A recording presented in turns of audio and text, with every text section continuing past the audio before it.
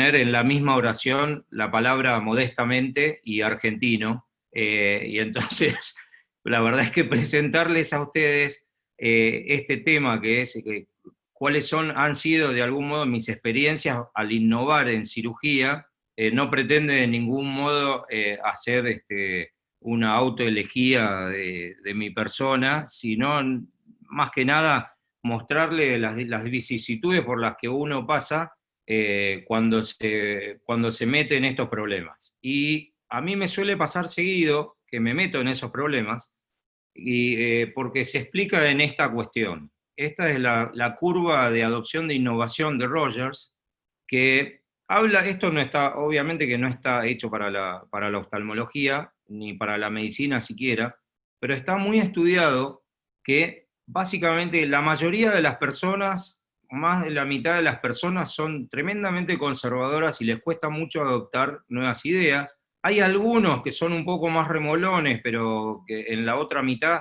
que bueno, que finalmente si encuentran pruebas suficientes adoptan nuevas tecnologías o innovaciones. Hay algunos que las adoptan muy rápido, pero están este 2,5% que son los innovadores. Y yo lo digo casi con pesar, yo tengo esa enfermedad. Yo no puedo ver una sola cirugía o un solo aparatito sin estar pensando, se tendría que poder hacer mejor. Esto no me ha traído pocos problemas, imagínense que hasta en mi matrimonio, pero bueno, el, esta cuestión de que se puede hacer mejor es la base de la innovación, pero finalmente innovar es algo apasionante, pero hay que hacerlo bien. Esto es una serie digamos, de máximas que yo he tratado de inculcarles a los residentes y a mis fellows, porque a veces puede parecer que cuando uno está en quirófano y está innovando, o cuando uno está en quirófano y dice, no tengo esto, se me ocurre, ¿por qué no me pasás tal cosa y vamos a tratar algo nuevo? No, la verdad es que tal vez el fellow o el residente no están viendo la película completa. Uno no se le ocurren las cosas así de la nada. Cuando uno decide hacer algo en quirófano es porque lo viene pensando desde hace mucho. Son pocas las ocasiones en las que tiene una iluminación divina en el momento exacto en que se surge el problema. Es que uno viene pensando y viene sopesando las cosas. Entonces, no es ser temerario, no es, se me ocurrió esto y lo voy a hacer. Hay que antes estudiar las cosas y encontrarla, a ver si tienen realmente la racionalidad. Y, hay que realmente innovar cuando uno aporta algo, ¿no? Es cuestión de hacer las cosas de la misma manera, pero con un color distinto, pero que en realidad no aporta nada. Balancear muy bien el riesgo-beneficio, siempre pensar primero en el paciente, no enloquecerse, puede resultar muy tentador hacer esas cosas, pero hay que pensar siempre primero en el paciente.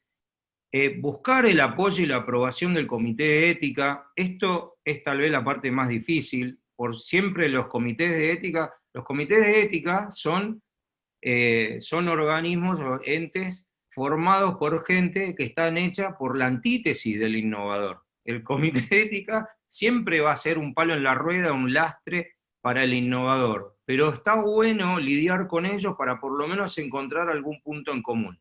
Y siempre, siempre publicar. Acá yo pongo los fracasos también, pero en realidad cambiaría la frase, especialmente los fracasos. Yo me quiero retrotraer a el año 2005. Ahí Tono se va a acordar de mí. Yo casi no pierdo oportunidad de siempre recordar este estudio porque fue icónico del grupo Pacores. Fue el primer trabajo que hicimos cuando surgió, para los que no saben, en un momento como si de la nada nos enteramos que si usábamos una droga oncológica nos podía ir bien con nuestros pacientes de retina. Y la verdad es que esto hoy suena casi como una verdad de perogrullo, pero Tono se va a acordar conmigo.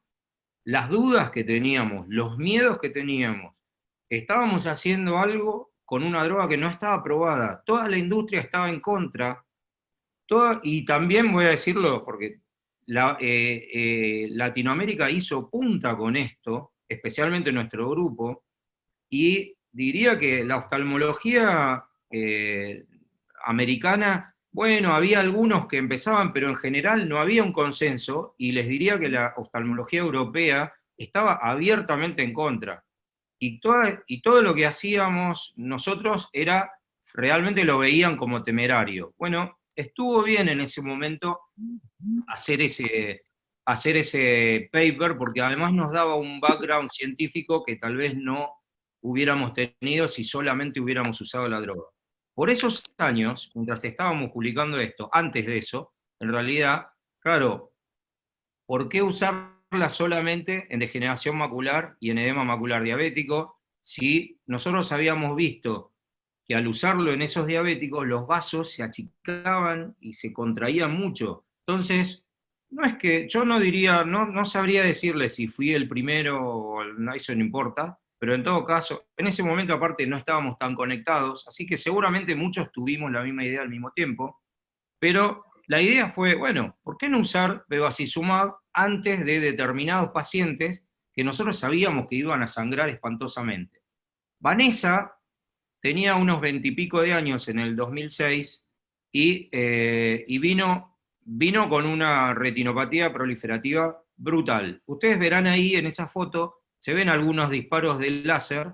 La verdad es que esta parte central se veía bien, pero la periferia no se había podido completar el láser, y yo sabía que Vanessa iba a perder el ojo, porque era la historia natural y yo con el láser no la estaba pudiendo detener. La única opción que me quedaba era operarla, pero si ustedes ven lo que era este penacho frondoso, yo dudé mucho, pero antes, bueno, dije, bueno, vamos a hacer un registro, porque estoy haciendo algo que si sale mal voy a tener problemas. Pero después siempre uno, aparte, sobre todo cuanto más joven es, uno sabe que es invencible, así que decidí ponerle el bevacizumab, y ella vivía lejos, así que la cité a los 15 días, y vino un día antes de la cirugía, así que la cité para el control más normal del mundo, que es el control de un día antes de la cirugía. Entonces le hago el fondo de ojo, y ella me dice, ¿está todo bien, doctor? Sí, sí. Bueno, ese es el fondo, ese era el fondo de Vanessa, que 15 días antes estaba de esta manera. Y evidentemente el culpable había sido la inyección de Avastin. Yo me congelé de miedo, no me quedó otra que hacer la cirugía. Felizmente la cirugía no fue un gran problema, esa membrana fibrosa salió y en fin, pero yo quedé muy choqueado. Se lo comuniqué me acuerdo que, bueno, no sé si vos lo recordás o no, pero bueno, yo lo puse en el grupo, dije, no saben lo que me pasó, fue desastroso, y bueno, ahí había algunas dudas, pero poco tiempo después le pasó lo mismo a Mauricio Maya, otro integrante del grupo, y poco tiempo después nos empezamos a enterar de que había otra gente que le estaba pasando lo mismo, y así fue como juntamos los casos y los pusimos en este paper, que también es icónico de Pacores, probablemente uno de los papers más citados por el grupo, y donde, bueno, ustedes pueden ver que la foto que van a encontrar de antes y después es la de Vanessa.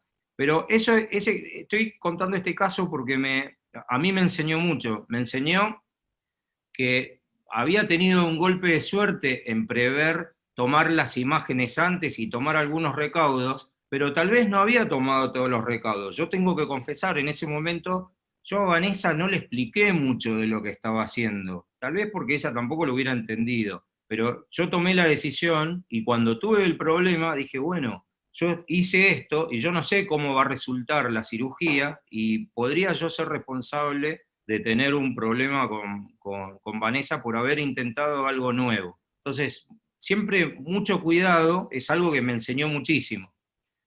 Por ese tiempo también tuve un paciente que evidentemente ya ni con el Avastin ni con el láser podía recuperar, un paciente con un edema macular como este, y yo tomé la decisión, ahí tampoco creo que fui mayormente innovador, ya era algo que se comentaba, pero también estaba muy discutido el hacer cirugía en desprendimiento, en el edema macular diabético, perdón. Y de hecho había un famoso paper de Marta Figueroa que a todos los que hiciéramos eso nos excomulgaba por poco.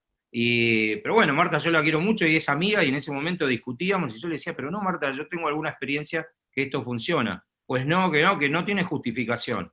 Y lo presento el caso en Argentina, en Buenos Aires, y también me asaltan y me dicen, eso, todo muy bien, pero ¿por qué? ¿Cuál es la justificación de hacer eso?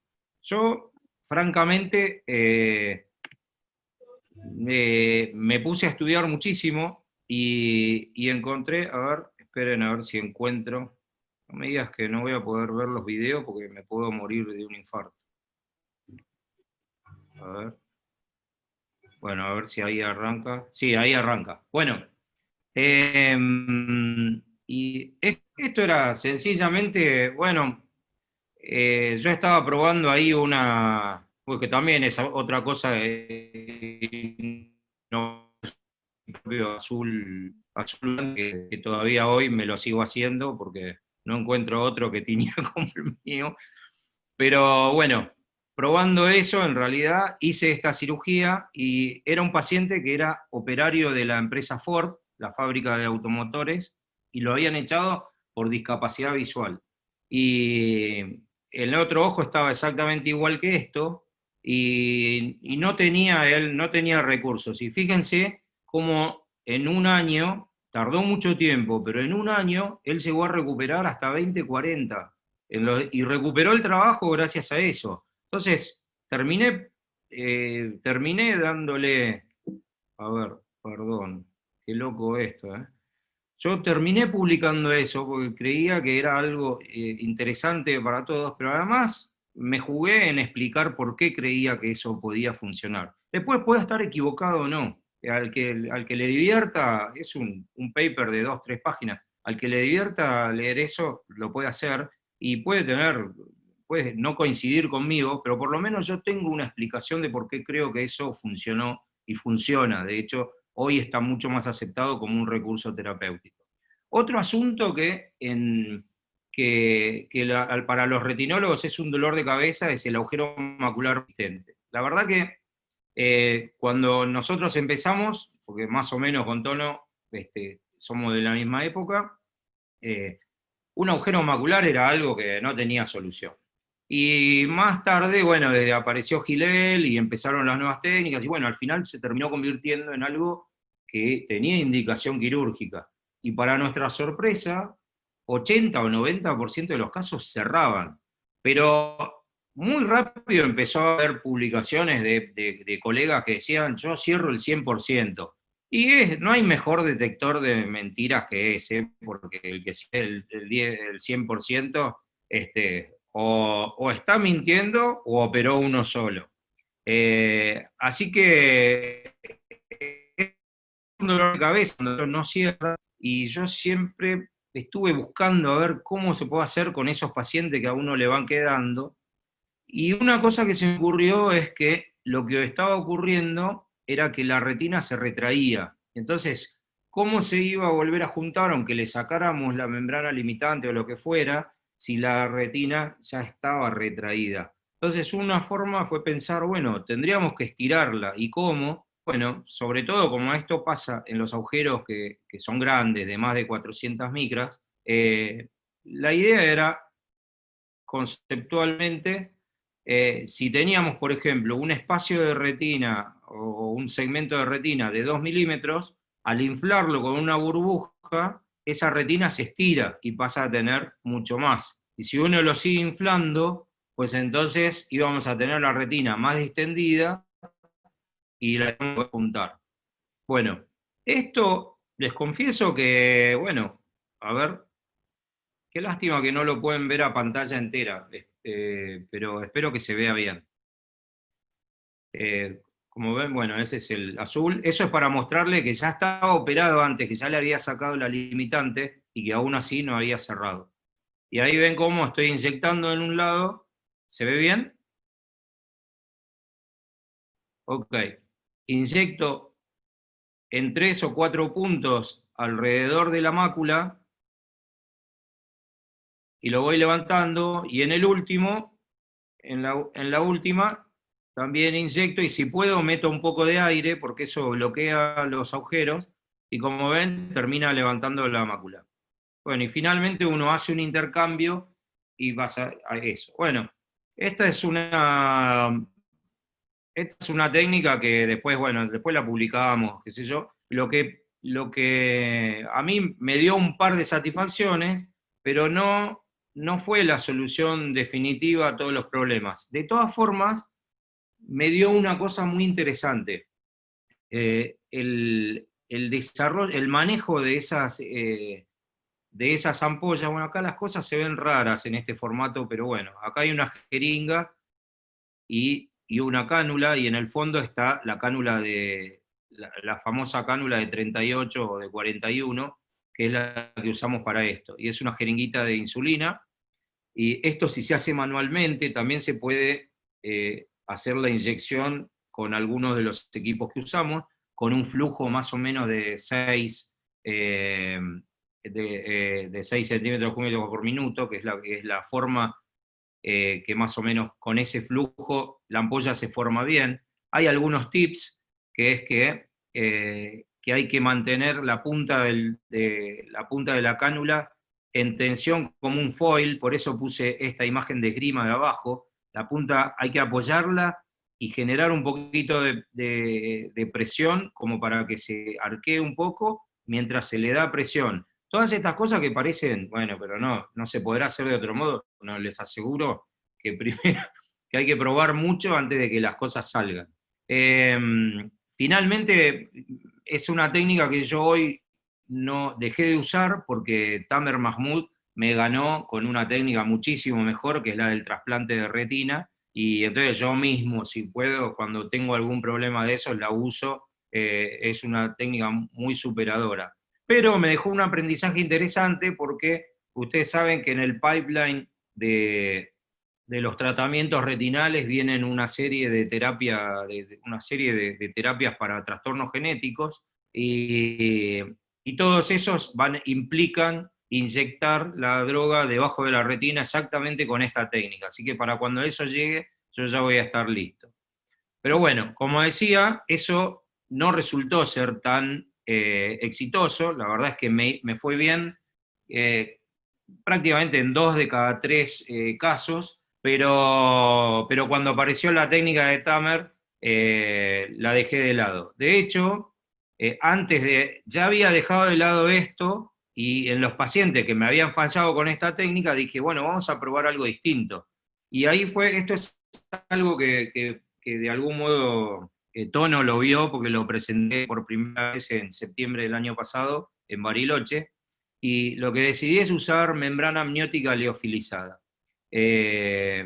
La liofilización básicamente es una deshidratación usando un método de congelación. Bueno, eso parece muy complicado, pero no lo es tanto. La historia es que la membrana amniótica liofilizada, que después, ahí sí eso es complicado, la esterilizamos con radiación gamma, o sea que no corremos riesgos de transmitir nada. Bueno, usamos esa membrana y vean ahí, a ver. Fíjense, otra vez usando más o menos el mismo tipo de esquema. La idea conceptual es poner una capa membrana por encima del agujero y no, básicamente apelando a la máxima de que si uno tapa un agujero se va a terminar cerrando, presumimos que eso iba a pasar. Les juro, a veces uno tiene la suerte de campeón, y la verdad es que en el primer caso que hice, el agujero se cerró, y en el segundo caso, a ver, vamos a ver, bueno, acá vemos las imágenes de la membrana puesta sobre la retina. Les juro que es bastante difícil porque hay que ponerla bajo aire, entonces es difícil filmar, por lo menos para mi equipo. Y acá me equivoqué y puse una membrana muy grande. El agujero también se cerró. Eh, a ver, no sé si, a ver, espera. El agujero en ese caso también se cerró, pero pero la verdad es que en los 3 casos tuve 3 casos que me fue bien, y los últimos 2 no me fue bien. Lo que pasó es que esa membrana amniótica se despegó, y en otro caso directamente no se adhirió porque al día siguiente ya la había perdido, y entonces me di cuenta de que 2 cosas. Y perdón, y en uno de los casos en que me fue muy bien, porque el agujero cerró, ese paciente yo lo operé en agosto, julio, agosto, eh, y es el día de hoy que todavía tiene la membrana ahí. Y la verdad es que le produce un glare muy importante, porque me dice, no, yo ahora siento que no veo ese agujero negro que tenía, pero ahora veo todo nublado. Y bueno, sí, eso es, por suerte, digamos, esto, cuando yo hablé con el paciente, le expliqué que era una técnica nueva, que de los resultados no podía esperar, no sabía qué es lo que se podía esperar, que lo hacía con la mejor buena voluntad y estudiando todo a fondo, un beneficio, porque si no, no había nada que ofrecerle. Así que él lo acepta, pero en todo caso eso me hizo dar cuenta a mí de que esta es una técnica que en todo caso se podría usar solamente para aquellos pacientes que tengan un desprendimiento secundario a un agujero macular, pero que realmente no tengan demasiada exigencia, o sea, que ya hayan perdido visión. Pero también esto me enseñó mucho. Por otro lado, en algún momento les quiero contar otro caso, ya voy a volver al tema de la membrana amniótica, pero por otro lado, tuve en otra oportunidad un caso de un PIT de papila persistente. En esto, bastante, que también fue muy difícil, es la hija de un anestesiólogo, que además es anestesiólogo de otro colega, retinólogo. Entonces era un desafío esto, me vino, por supuesto que el primero consultó al médico con el que trabaja, a esta chica le hicieron láser, el láser no funcionó, y le dijeron, bueno, no hay nada para hacer.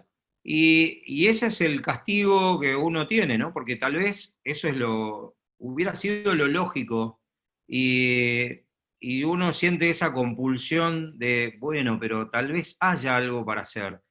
Y bueno, entonces yo decidí probar algo que hace rato que tenía en la cabeza, que es pensar, como ustedes ven, ella tenía bastante buena visión, pero de 20/20 pasó súbitamente a 20/30 y empeorando, y por eso el médico consultó de nuevo. Esto que están viendo es la primera cirugía, en la que, bueno, me gasto unos 40 segundos en mostrarle que me tomé un delicado para darle la hialoides a esta paciente, una paciente bien joven, de 16 años, y le saqué la hialoides bien lejos de la papila, en los 4 puntos cardinales, y luego le saqué la membrana limitante, y la verdad es que con esa cirugía yo esperaba, como ustedes ven, el PIC está ahí del lado temporal, y si miran un poco del borde ven que todavía se ven las cicatrices de láser que le habían hecho anteriormente, y no había resuelto. Y después de la cirugía, así fue como quedó, o sea, la nada misma. Y otra vez ella seguía perdiendo, entonces tomé la decisión de ponerle un parche. ¿Un parche de qué? Un parche de conjuntiva. ¿Por qué conjuntiva? No sé. Porque dije, hay que ponerle algún tejido que sea de ella. Y eso lo voy a adherir con un adhesivo tisular. Todas estas cosas que, insisto, a ustedes les puede parecer, mirá cómo se le ocurrió. No, antes de hacer eso, no dormí durante la noche previa a la cirugía, y además me pasé 2 semanas leyendo todos los antecedentes y si se había usado o no adhesivos tisulares, y cómo y cuál sería el riesgo y las características, y en fin. Y ustedes ven ahí, se puede ver en el OCT, cómo quedó ese parche. Bueno, se ve medio raro, pero ese acúmulo de de conjuntiva, terminó cerrando el PIT, y aunque el líquido subretinal persistió durante meses, y yo creí que otra vez había fallado, la verdad que un día me dio la sorpresa porque me dijo, estoy viendo muchísimo mejor, y cuando le pedí el OCT, finalmente había resuelto del modo que yo esperaba, pero se tomó su tiempo y me costó bastante dolores de cabeza, porque uno vive pensando cuando hace este tipo de cosas innovadoras, que está haciendo macanas. O sea, uno vive con la culpa del innovador, es algo difícil de sobrellevar. No es para cualquiera, les juro. Pero bueno, otro asunto que a mí me desvela es el tema de la cirugía del DR y el uso de tamponajes. Todos los que me están, no todos, pero muchos de los que me están escuchando son retinólogos y son retinólogos avesados, y todos saben, a ver, uno lucha dentro de quirófano contra desprendimientos, contra lo que fuera, y saca membranas y qué sé yo, pero al final, cuando termina y dice, lo tengo resuelto, bueno, ¿ahora qué falta? Y ahora falta nada más que, bueno, le pongo gas o le pongo aceite y nos vamos. Es como una cuestión final. Y la verdad es que muchos de los problemas que nosotros tenemos en el postoperatorio no se deben a que nosotros hayamos hecho mal las cosas durante la cirugía, sino a que los tamponajes son recursos súper útiles, pero muy agresivos, o que traen muchos problemas. A ver, ¿de verdad es así? Sí. A ver, los tamponajes traen catarata, traen glaucoma. Al paciente lo dejan con una discapacidad visual transitoria hasta que se va el gas o lo volvemos a operar para sacar el aceite. Si la señora tiene un desgarro a hora 6, la tenemos que colgar 2 semanas de las patas. No puede volar en avión. Y una de las cosas que yo me olvidé y dije, esto lo tengo que poner, porque, bueno, es poco frecuente, pero ustedes saben que existe la chance de que luego de usar aceite en pacientes que no habían tenido ninguna eventualidad, uno les retira el aceite y pierden la visión, y en eso un experto a nivel mundial, Stono precisamente, tiene un trabajo súper interesante, y creo que el trabajo más significativo en este sentido. Entonces, usar tamponajes es algo que nosotros damos por hecho porque estamos acostumbrados a eso. En algún momento, cuando pasen 20 años, y nuestros hijos o nietos revisen nuestro trabajo y digan, fíjate, les ponían aceite adentro del ojo y se van a reír de nosotros, porque realmente trae problemas. Entonces, yo dije, bueno, tengo que encontrar algo que supere eso. Les voy a confesar que la idea que tuve es demasiado complicada, incluso hasta para mí. Pero ¿qué es lo que se me ocurrió? Bueno, se me ocurrió usar una solución magnética. ¿En qué consiste eso? Poner un imán por el lado de afuera, y por dentro inyectar un material que luego se pudiera sacar, y que fuera atraído por ese imán y que sostuviera la retina en ese lugar. ¿Se entiende? Bueno, eso parece fácil de decir, pero era muy complicado, porque para recurrir a un material que tuviera esas características había que buscar hacer nanopartículas magnéticas. Para que se entienda, todo lo que es nano está en una escala de entre 10 y 100 nanómetros, y que para hacerlo un poquito más entendible, es entre el tamaño del cúpula de Abastín y el tamaño del coronavirus, más o menos, para que lo entienda. Bueno, felizmente en Bariloche hay un laboratorio de magnetocido a nivel mundial, y encontré una persona que le divirtió mucho el proyecto, y entonces me ayudó a fabricar estas nanopartículas magnéticas. Estas son partículas de magnetita, o sea, de hierro magnético. Es el mismo material que ustedes ven que a veces hay juegos o hay unas pelotitas.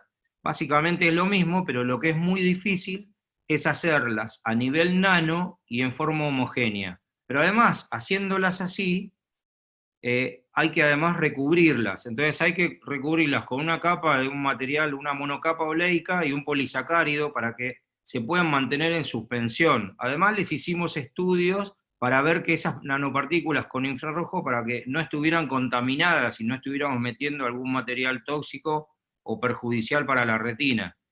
Lo que finalmente se logró son unas partículas que tienen esta propiedad, lo que se llama superparamagnetismo. ¿Esto en qué consiste? Parece muy complicado, pero en realidad la característica de un material superparamagnético es que se comporta como un material normal, en este caso las partículas están ahí como si fuera un coloide, pero si entran dentro de un campo magnético, se comportan magnéticamente, y si el campo magnético se va, se vuelven a comportar normalmente. Cualquiera de nosotros que alguna vez jugó con limadura de hierro, qué sé yo, acerca un imán y se divierte, pero cuando saca el imán, la limadura se queda toda pegada. Eso no podríamos tolerarlo dentro del ojo porque quedaría un coágulo de hierro dando vueltas y rebotando dentro de la retina como un sonajero, así que era inaceptable. Finalmente me llama mi amigo de Bariloche y me dice, resolví tu problema, pude desarrollar lo que vos estás buscando. Entonces, vean cómo esas partículas se comportan así. Yo dije, listo, este es el parche perfecto. Y de hecho, bueno, lo empezamos a probar, hicimos algunos test, además dijimos, bueno, pero ¿qué fuerza tiene ese parche magnético para atraer la retina? Hicimos todos los cálculos y era por casualidad nada más una masa más o menos aceptable, que era la que queríamos usar en el experimento, generaba la misma fuerza que genera una burbuja de gas dentro de la retina.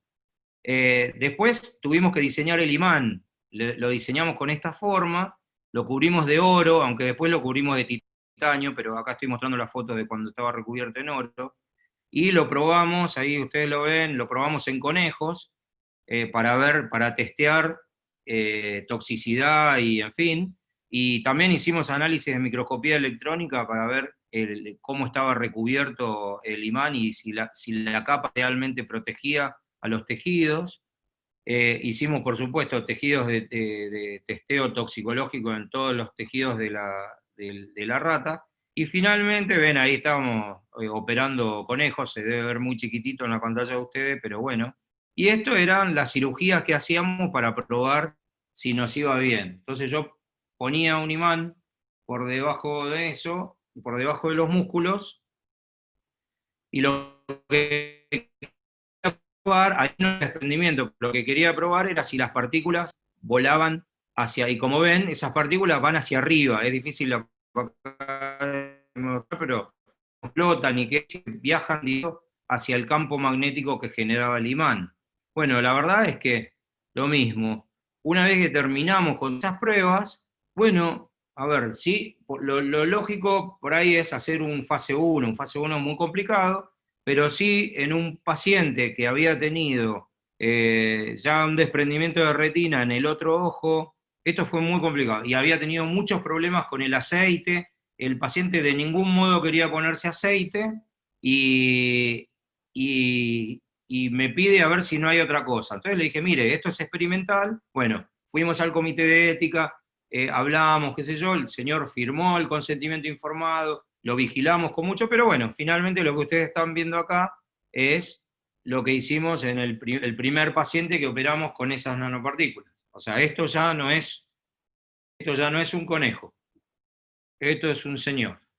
Y ya el imán no es el mismo, porque los otros imanes estaban desarrollados para el ojo del conejo, este es un imán desarrollado especialmente para la circunferencia de un ojo humano normal, y bueno, lo que van a ver es una cirugía con una PBR importante, o sea, no elegí un caso así nomás, este era un desgarro, como pueden ver, inferior, así que era un problema, porque el señor también no tenía problemas de movilidad y no podía posicionarse, así que bueno, lo que hicimos fue una cirugía normal, ustedes lo que están viendo ahora es cómo hacer una toalé de eso, hacer láser alrededor de la herida, y en un momento libero las partículas. Ven cómo las partículas van por encima del... Aquí va en cámara lenta. Esto fue un efecto que, sí, quería que disfrutaran este momento.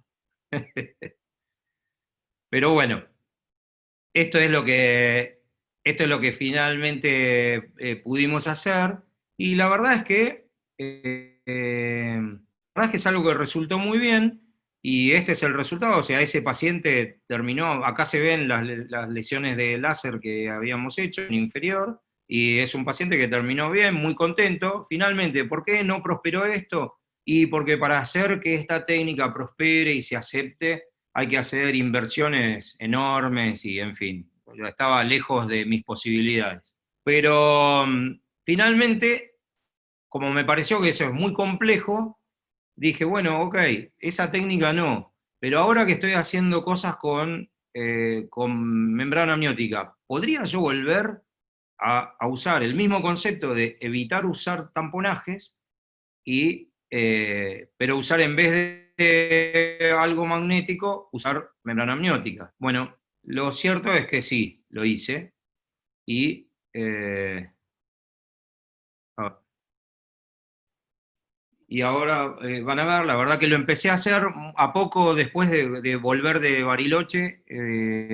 Empecé a pensar a ver cómo hacerlo y qué sé yo. Bueno, lo que finalmente terminé decidiendo es usar un adhesivo tisular, como este, que es Veriplast, que es trombina y fibrinógeno, y lo que se hace ahí es, ahí están viendo, les estoy haciendo trampa, porque lo que están viendo ahí es un parche que está puesto en polo posterior, pero les juro que tomar imágenes en lesiones tan periféricas como las que nos tocó, era muy difícil bajo aire, y las imágenes se veían muy mal, así que pero básicamente la técnica es la misma. Lo único que los parches se ponen en la periferia, y a ver si se ve, hay alguna imagen donde sí, hay una imagen donde sí le pudimos sacar una foto un poco más decente, aunque se ve muy agrandado, eso, pero ahí el parche está, y ahí, si ustedes ven, ahí está el parche. Esto con un Daytona, con un California, nos costó muchísimo sacar. La verdad es que yo no tengo disponibilidad de ese equipo, así que solamente en un paciente pude tomar esta imagen, y además me costó. Pero este paciente también tenía un desgarro aquí, ahora 8, y tenía otro desgarro, ahora 12, y entiéndase, yo lo veré. Eh, para, a ver, este paciente lo opero, le pongo un parche, ahora 12, un parche, ahora 8, no le pongo más nada, el paciente se va, la retina está aplicada, y al otro día el paciente ya ve muy bien. A los 3 días ya todos están viendo, antes de la semana están teniendo visiones que solo uno esperaría un mes después. Y por supuesto, ven bien porque no tienen gas ni aceite adentro del ojo, no tienen que esperar una semana, un mes y medio o 6 semanas para volver a ver, no tienen que hacer posicionamiento, no tienen riesgo de catarata, y no veo por qué tendrían riesgo de glaucoma. Entonces, creo que de todas las barbaridades que tal vez les he mostrado, yo creo que esto es algo que podría tener algún uso, y que lo use algún delirante además de mí. Yo, si le, con esta técnica tengo hechos 6 casos. En realidad íbamos a hacer una serie más larga, pero como me atrapó el coronavirus, finalmente agarré y dije, bueno, esta serie de 6 casos la cierro acá y la mando a publicación, y como ya la mandé a publicar, por eso se las estoy presentando, ya habiendo develado. Pero fíjense que de esos 2 casos eran con lesiones inferiores, y es indistinto. Y las agudezas visuales, una semana después, son muy buenas. O sea, yo la verdad, a ver, les cuento, tuve algún problema en uno, acá tengo que confesar, en un paciente, me parece que no le puse suficiente adhesivo tisular, y se me desprendió el parche. Yo cuando lo veo a los 2 días, el parche estaba parcialmente desprendido, y ahí tuve dudas, y dije, aparte como era el primero, y dije, uy, y si es un problema, bueno, entonces le puse, la retina estaba perfectamente aplicada, y ya llevábamos una semana, pero le puse una burbujita mínima de gas, como era una lesión en hora 12, pero bueno, eso, aunque yo lo hice por la seguridad del paciente, me generó dudas porque digo, bueno, entonces esto no sirve. Pero al revés de lo que me pasó en muchas de las otras técnicas que le mostré, en este caso al revés. Los pacientes siguientes, todos fueron exitosos, especialmente con mucha alegría los de los casos con lesiones inferiores. Por supuesto que no tuvieron ningún problema de presión ni nada, y solo uno no tuvo buena visión porque tuvo un vitrio leve que se solucionó en unos días, pero finalmente, bueno, creo que de todas las barbaridades que mostré, probablemente la única que resulte útil es esta, pero dada mi enfermedad de innovador, es probable que siga haciendo otras travesuras. Lo único que sí les recomiendo a todos los que tienen la misma enfermedad que yo, es que cuiden las formas, es que cuiden primero al paciente, que siempre pidan consentimiento, que siempre le expliquen muy bien a los pacientes que están haciendo algo nuevo, pero que en todo caso ustedes estudiaron y encuentran que eso tiene racionalidad. En fin, digo que no es hacer las cosas a las tontas y a las locas, pero es fascinante tratar de hacer cosas nuevas. Bueno, nada más, muchas gracias. Muchas gracias, Mario. De verdad que es muy interesante todas las innovaciones que has hecho para esta cirugía. A ver, tengo varios comentarios y varias preguntas que hacerte. Primero, empezando por lo de agujero macular que nos presentaste, que hacías estos desprendimientos de retina que causabas. Estos Hola, desprendimientos hola, de yo no retina, los escucho, ¿eh? a ver, ¿me escuchas ahí, Mario? ¿Me escuchas? ¿Ahí me escuchas? Dejo de compartir. ¿Me escuchas, Mario? A ver, No escucho. ¿Ahí me estás escuchando? todo no Hola. está. Ahora sí, está. Tú. ¿Me escuchas, Mario, ahí? Ahí sí, perdón, Ya, yo en un perfecto. momento. Ahí está, perdón. Mario, tengo varias preguntas y o sea, sobre tu presentación. Me gustó muchísimo tu presentación, de verdad que cosas muy interesantes, pero, a ver, en cuanto al agujero macular, tú presentaste que hacías estos desprendimientos, o sea, hacías inyecciones de líquido debajo de la retina para como alargar la retina y que se pueda juntar. Y esa es una técnica que yo le he visto hacer a Karl Klaes, y Karl Klaes le dice que sí Sí, sí, funciona, el sí. año pasado lo presentó, y, Sí, sí, y he sí. presentado muy buenos resultados. No sé por qué las has dejado, porque han presentado muy buenos resultados. El único que Porque presenté. es muy gracioso, porque yo, la verdad es que no, yo no lo sabía, y un día, cuando termino de presentar esa técnica, me espera, Carla hace, o sea, son muy parecidas, la hace con alguna diferencia y él les deja, pero básicamente el concepto era el mismo, pero Carla había hecho aparentemente antes, no le dio demasiada bolilla, no lo publicó, que es uno de los problemas, y bueno, cuando yo la presento la primera vez, cuando bajo del escenario, lo primero que tengo, estaba Carl con la computadora en la mano y esperándome. Somos muy amigos, y me dice, pero eso yo ya lo hice. Le digo, a ver, mostrame. Bueno, me lo empezó a mostrar y es parecido, no es lo mismo, pero le digo, bueno, discúlpame porque yo no estuve el día que vos lo presentaste, no sé dónde lo presentaste, y no lo tenés publicado porque yo lo busqué, así que digo, como yo lo estaba por publicar, y entonces dije, mirá, yo no voy a publicar nada hasta que vos publiques, primero. No quiero hacer nada de esto. Igual nos sentábamos, estuvimos bien, comparamos qué hacía él, qué era lo que hacía yo. Sí, son parecidas, pero no es lo mismo. Y al final nos sacamos, yo llamé había alguien por ahí y le digo, vení, sacá una foto, y entonces escribí en una hoja, le digo, él él lo hizo primero, y puse el cartel y me saqué la foto y se lo di como certificado de que él lo había hecho primero. Pero Claro, bueno, básicamente sí, esas es lo cosas mismo. pasan, Ujú, eh, de hecho yo presenté esto de, bueno, vos te acordás que yo presenté esto en Bariloche ujú.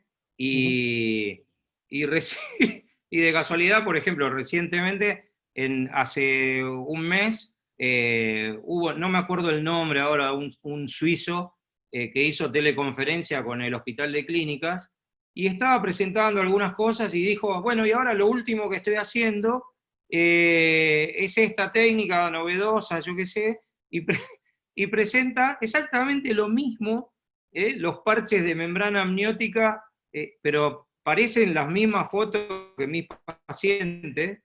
Y él dice, mire, lo único que estoy un poco preocupado, dice él, porque ya hace un mes que el agujero cerró, pero hace un mes que no se le va y no sé, el paciente, y le digo, es exactamente lo mismo que pasa, lo único que a mi paciente hace 8 meses que tiene el parche. O sea que Ujú. lo que pasa es que muchas veces, esto es bastante común, ¿no? Los avances tecnológicos se van dando de una manera que el siguiente paso casi es una consecuencia lógica de donde uno está parado antes. Basta que haya uno o dos locos que al mismo tiempo se les ocurra. Así que Claro, sí, es verdad eso de Carl, pero claro. bueno, la amistad está intacta y cada uno lo hizo. Yo Claro, honestamente lo hice claro. sin saber que existía eso. Carl decía que era importante que el fluido no pasara, o sea, no salga por el agujero. ¿A ti te pasaba que pasaba por Bueno, el agujero el fluido o no? Bueno, esa es una cuestión que Carl hace eso, pero él la distiende alrededor, justamente esa es la diferencia. Él hace como si, él hace ampollas alrededor, pero no hace que el líquido salga por el agujero. Así es. Y para mí eso es un problema porque justamente lo que quiero es acercar los bordes, no distender la periferia. Pero bueno, Ujú. de todas formas, y de hecho, yo a propósito le inyecto aire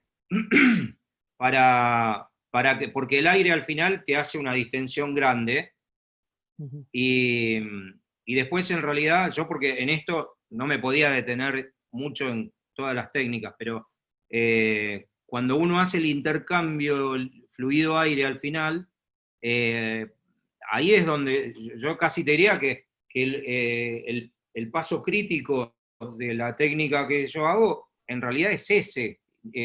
Yo desprendo con las ampollas, pero lo que me interesa es irme con el agujero cerrado. Carl lo que hace es distiende en la periferia y él dice que con eso el agujero se cierra igual. Y bueno, yo como eso no lo probé, no puedo. Claro. Y bueno, y Carl es Carl y aparentemente no falla nunca. Pero yo Aparentemente. soy, no, yo fallo. Bueno, sí. Mira, bueno, tengo varias preguntas, pero esta, la del parche que has presentado para los desgarros de retina periférico, eso me gustó mucho. Y tenía varias preguntas ahí porque tú pones este parche, lo pones, me dices, con un Con pegamento tisular. un adhesivo tisular. Claro, ¿este parche tiene alguna polaridad? O sea, no importa si lo pones al revés, porque algo parecido ha presentado Stano Rizzo, y él no Bueno, le pone pegamento tisular, porque él dice que la membrana amniótica que él usa sí tiene una polaridad, y cuando lo pones bien, cuando pones la cara de corium contra el epitelio pigmentado, se pega. Entonces, él no usa claro, ningún bueno, pegamento.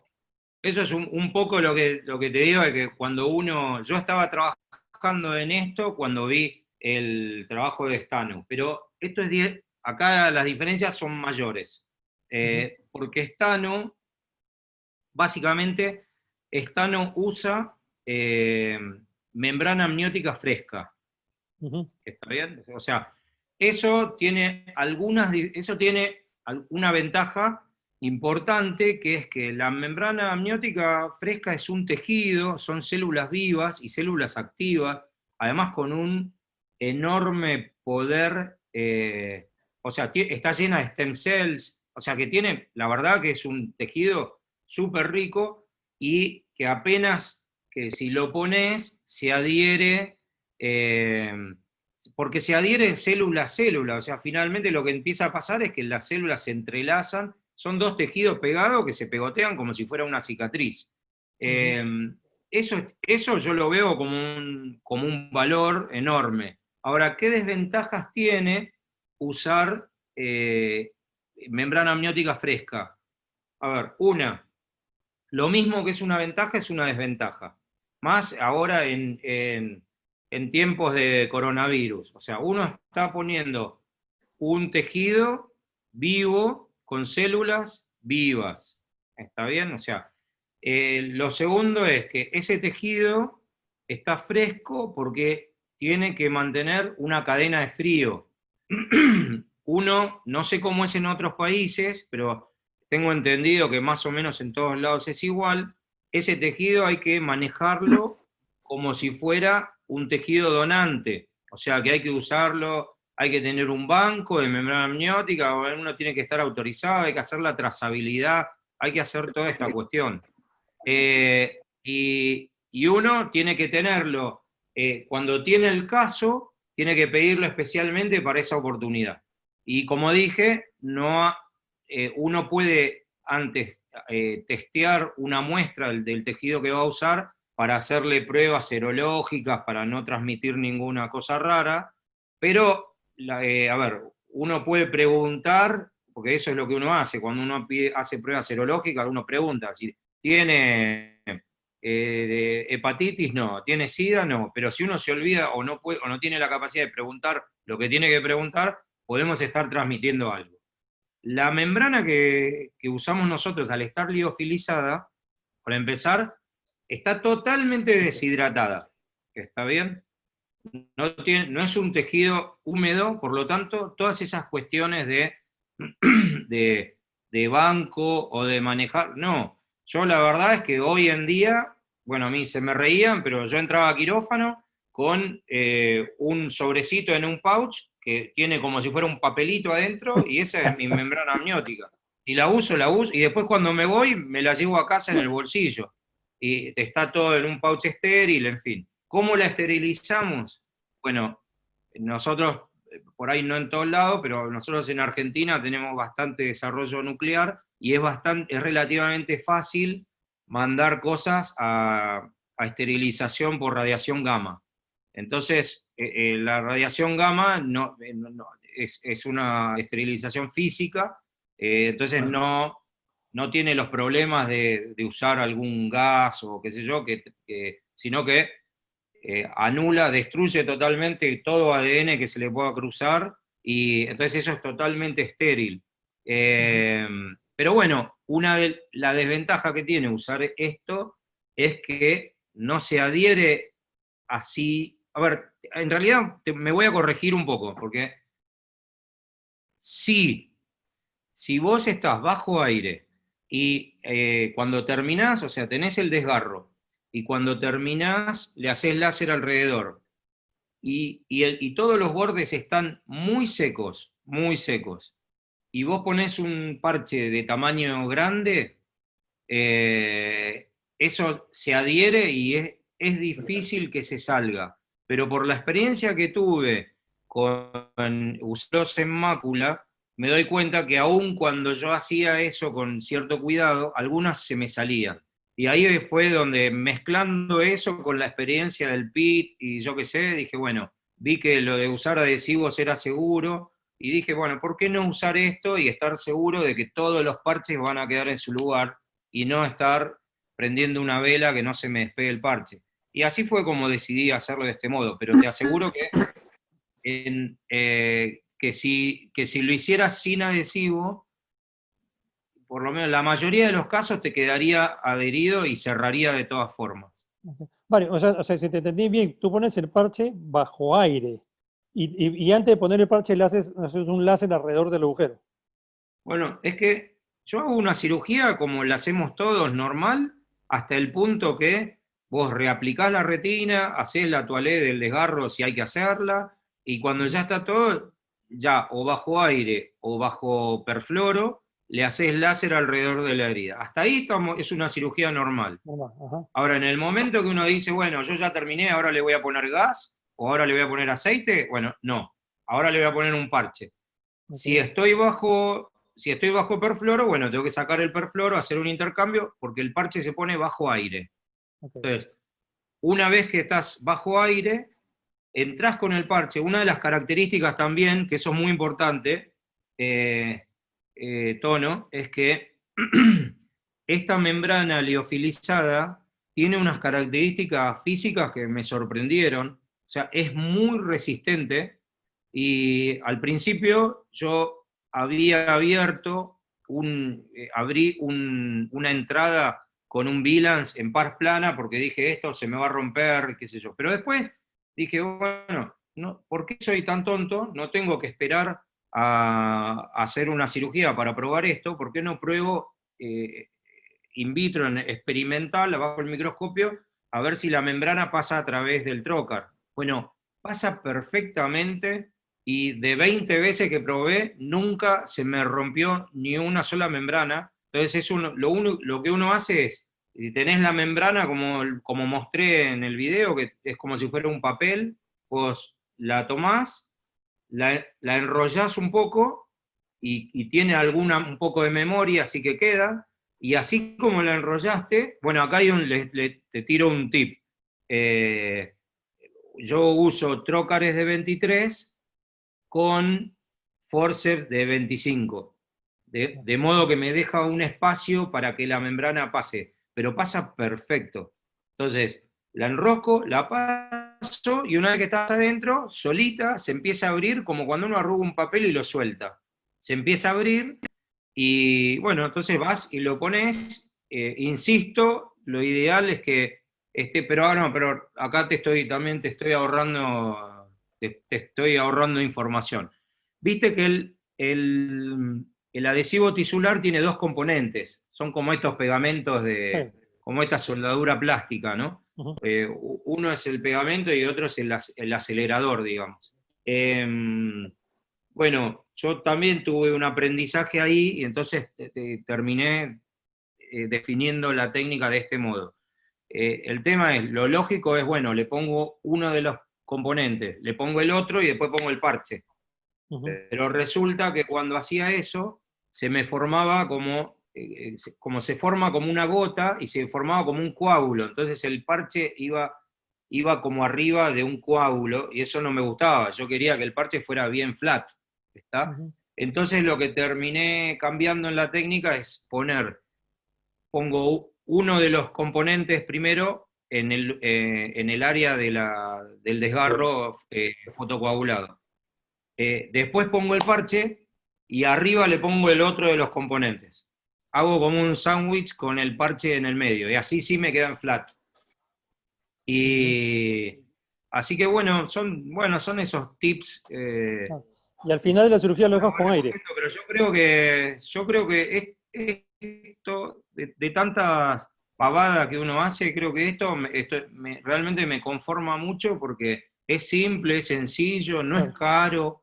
A ver, si ustedes en algún momento quieren, de hecho bueno, esto formalmente es una invitación. Yo estaba, por supuesto que mandé esta pequeña serie de casos, pero lo que quiero es hacer una serie más grande, y bueno, y como Cuy estaba interesado, y Sergio Rojas estaba interesado, y Virgilio estaba interesado, bueno, hice un protocolo y los puse. Si te interesa, Sí, Tono, claro, esto sí. recién se está mandando a Cuéntame, aprobación, y yo no y al tengo final drama, porque lo te dejas, mando. lo dejas bajo aire? ¿Con aire lo dejas nada más? Al final. No, bueno, la verdad es que ahí hay una mezcla. Los primeros pacientes, la verdad, uno tiene dudas. Yo de los primeros pacientes digo, bueno, no le voy a poner gas, porque si no, ¿para qué hice esto? Pero, ¿qué hago? ¿Le dejo aire o le pongo líquido? Y los primeros casos yo le dejé aire, pero los últimos tres lo llené de líquido y me fui. Y no encontré diferencia en eso. Pero por ahí no estaría mal, sobre todo si son desgarros superiores, no molesta para nada, porque el aire dura un día o dos. Ujú. No, salvo los pacientes miopes, que por ahí dura un poco más, pero tampoco uno puede dejar el ojo solo con aire porque queda muy blando y tiene otros problemas. Así que, pero bueno, esto si te interesa, después hablamos y te Sí, aviso. ¿Eh? perfecto. Te mando el protocolo a ver si vos lo querés hacer aprobar. Qué sé yo. Ok, perfecto. A ver, Renzo creo que tiene unas preguntas. Cuéntanos, Renzo. No, bueno, yo estoy maravillado y sorprendido, más porque Mario, cuando comenzó ¿se me escucha? Sí, sí. Mario, ¿me Escucho un escuchas? poco cortado, pero te escucho, sí. ¿Se me escuchan? Sí, perfecto. Ah, perfecto. Bueno, te decía que estaba maravillado porque tú comenzaste esta plática diciendo que el comité de ética pues es una piedra en el zapato. Y me reía, habiendo visto tu plática, entiendo por qué, porque todo lo que has hecho se ve súper loco, súper fuera de la caja, y pues seguramente debes haber tenido un montón de detractores que te dijeron, estás completamente loco, ¿qué estás haciendo? Sí. Algunas preguntas, digamos, para que me orientes. Ese tema del edema macular, del pelamiento del edema macular, está muy discutido que pelar la limitante pues, sirva o no sirva para el edema macular, algunos están a favor, otros están en contra, pero lo que nunca había visto, o en todo caso no lo había aterrizado, era que tú has operado un edema macular que tiene exudación central, ¿cierto? O sea, que Ujú. tiene una exudación muy marcada, y usualmente ese tipo de edema macular sabemos que tiene muy mal pronóstico. Y estoy sorprendido la evolución que ha tenido el caso que has presentado, porque más allá de tratar el líquido que está enquistado en la retina, has tratado la exudación que desaparece en el mejora de la visión. Exacto. Bueno, para mí fue una sorpresa igual que para vos. Entonces, mi Ahora te voy a contar, por eso. pregunta es, Sí, decime, perdón. si, no, pero mi pregunta era porque veía el título de tu paper, que de todas maneras lo voy a revisar, ¿no? Pero me quería que me expliques un poco cuál es la explicación, la racionalidad, digamos, que hace que esa exudación que en otras circunstancias, por ejemplo, utilizando antiangiogénicos no se va, digamos, con el pelamiento se va y además acompaña de alguna mejora de la agudeza visual. Y la pregunta sería, normalmente cuando tú tienes edemas maculares de esa característica, ahora tú le pelas la membrana. Bueno, empiezo de atrás para adelante. Con esa experiencia que tuve, se nota en tu pregunta Sí, que tenés experiencia en esto, porque vos sabés que ese tipo de edemas con tanta exudación central es imposible de resolver con lo que se te ocurra, ni con láser, ni con antiangiogénicos, ni con corticoides, ni con nada. Ese caso que que vos viste, y, eh, es un caso donde el resultado que vos viste fue, o sea, la cirugía fue la única intervención que se hizo en ese paciente. O sea, no recibió ni una dosis de antiangiogénico, ni tomó nada por boca, ni recibió corticoides, eso fue lo único. Si vos me decís por qué, yo también tuve muchas dudas, digo, pero ¿por qué está pasando lo que está pasando? Por empezar, al principio, yo creí que le había hecho perder el tiempo al paciente y que yo me había llenado de ilusiones, porque pues yo les muestro el antes y el después al año, pero todos sabemos que un año tiene como 12 meses, ¿no? Los, prim- los, primeros, los primeros 3 meses,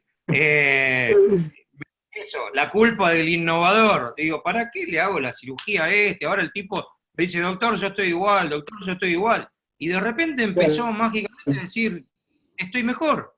Y yo digo, ¿cómo que está mejor? A ver, y vamos a ver. Y yo veía, y ya se lo mostraba a mis fellows, y digo, está más chico que antes. Yo no, ¿te parece? Lo que pasa es que ahora tiene menos brillo, que yo qué sé. Bueno, no, lo fuimos fotografiando, yo por supuesto le mostré pocas fotos, pero los primeros meses no reaccionó, pero es de reacción tardía, pero empezó a como a desgranar esos exudados duros. La explicación está en el paper, pero te la anticipo, y por qué yo creo porque, a ver, la demostración no la tengo, pero por qué yo creo que es que pasa, es que básicamente los pacientes, los pacientes diabéticos, por un fenómeno de glicosilación, engrosan todas sus membranas basales.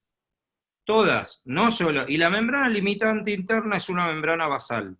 Y vos decís, bueno, la engrosan, pero ¿cuánto? Bueno, se puede engrosar, en promedio se engrosa 4 veces, pero se puede engrosar hasta 10 veces.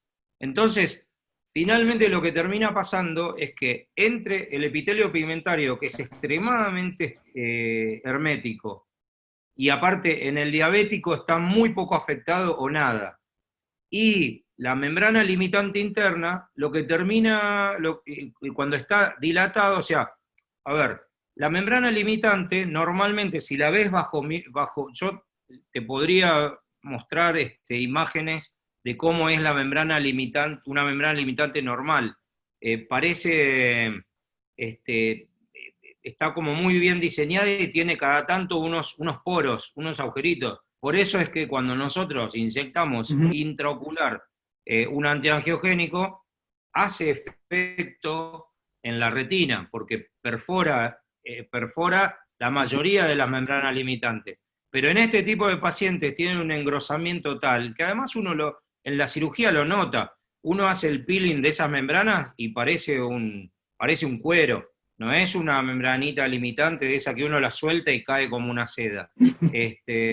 Entonces, lo que pasa es básicamente eso, y cuando vos tenés cerrado el epitelio pigmentario y engrosada la membrana limitante, de hecho tenés un tercer espacio.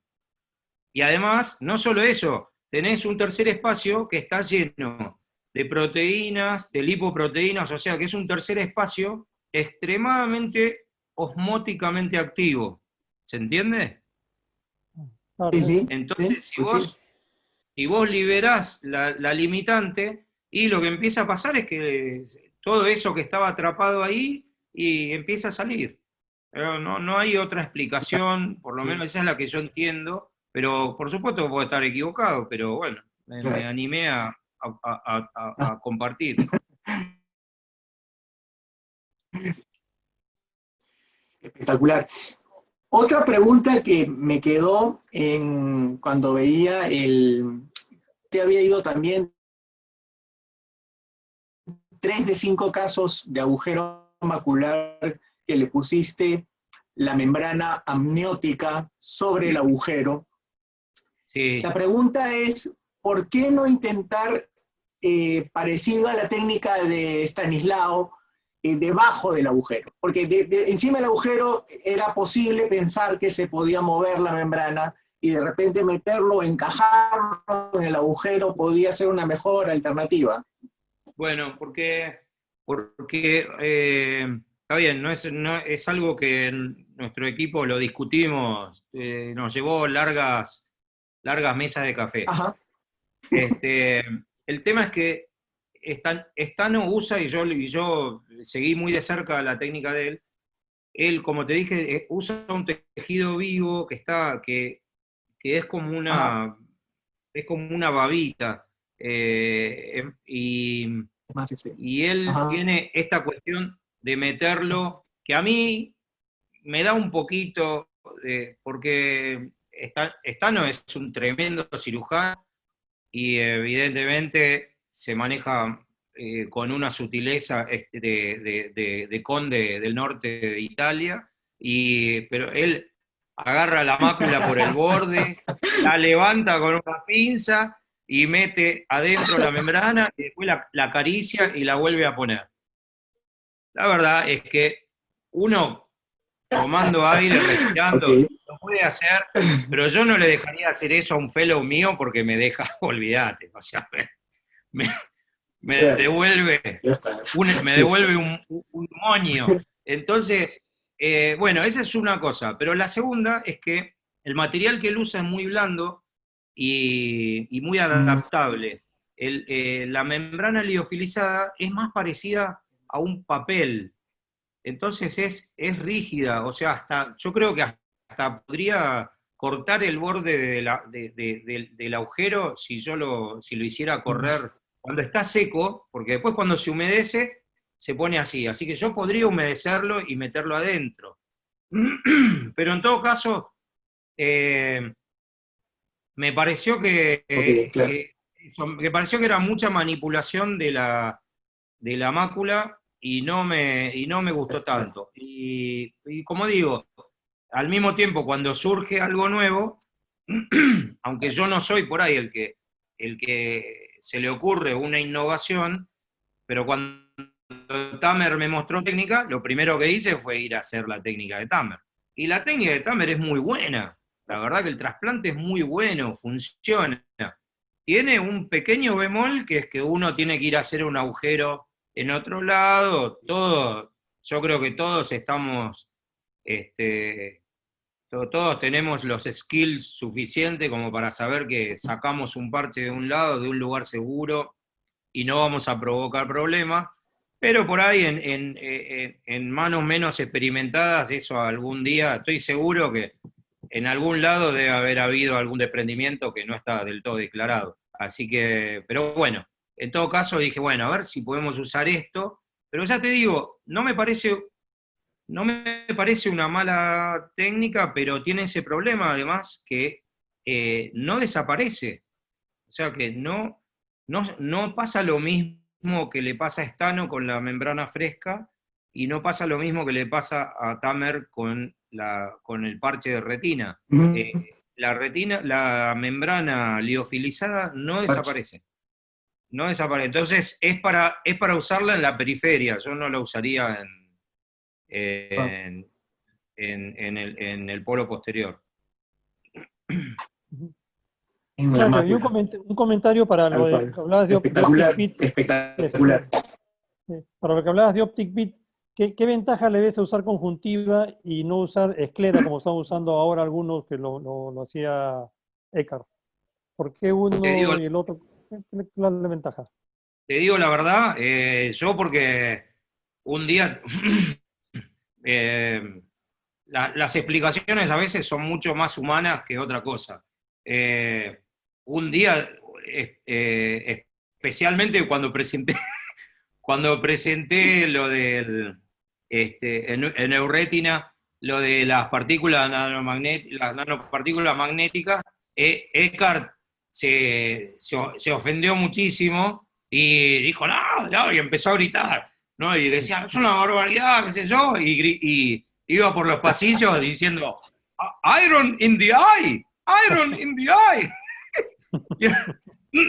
Bueno, entonces en un momento me lo cruzo y le intento explicar que yo entiendo el concepto, las partículas que nosotros usamos tienen, a ver, es un hierro que podría provocar tanto daño como el hierro que tiene la hemoglobina. Es una isoforma del hierro que no es reactiva. Pero nunca me dejó explicarlo y entonces me dio mucho mal humor y nunca más fui al curso de Eckhart porque me enojé. Entonces yo nunca me enteré que Eckhart hacía eso y que usaba esclera. Cuando mostré eso, alguien me dijo, Eckhart usa esclera. No sabía que Eckhart hacía eso, y la verdad es que si hubiera escuchado que usa esclera me parece mucho mejor, porque me parece una solución mejor, porque si ustedes, yo no tuve oportunidad de mostrarle toda la secuencia, pero yo le hice un seguimiento casi semanal a esa chica, y yo veía como el parche que yo le hice de conjuntiva se iba encogiendo, se va disolviendo, y finalmente desaparece, absolutamente desaparece. Y bueno, me pareció bastante conveniente que desaparezca, porque en realidad yo tampoco quería que todo el mundo el resto de su vida viera ese corcho que le había puesto en el nervio óptico.